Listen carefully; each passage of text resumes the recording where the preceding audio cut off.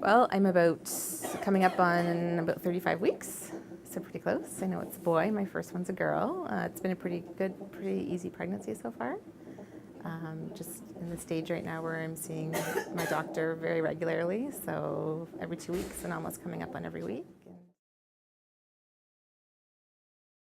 So I've been seeing my doctor for a few years now. When I had my first little girl, we switched over to her, and she's been great. And the fact that I didn't even have to go to a separate OB, and I could just stay with her. She knows my family history, and everything with my daughter and my husband would just kind of made it that much more easy, because it's a nerve-wracking process, the whole thing. So just to kind of be with the same person throughout the whole thing was really a big choice for us, I think, to stay with her.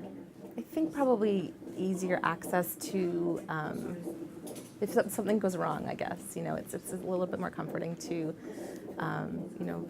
have them be more trained and know everything about the equipment and maybe have seen a little bit more than somebody else. So, obviously everybody wants a really smooth pregnancy and smooth labor and delivery, but it doesn't always happen. So I think it's just more of a comfort level for me to know that they have maybe more experience and more access to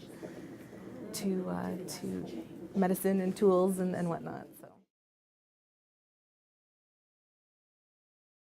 Yeah, so even if there wasn't the updated wing, I would have come back for sure, just because the care was second to none. I mean, I had such a positive experience with the nurses and the doctor that was with me. I mean, I remember everything about that nurse. She was so great, and even if I came in again and she was here, I'd be over the moon. But they were all just very supportive and very relaxing. And I mean, it's a very scary time, especially with your first one, and just to have somebody kind of by your side the whole time.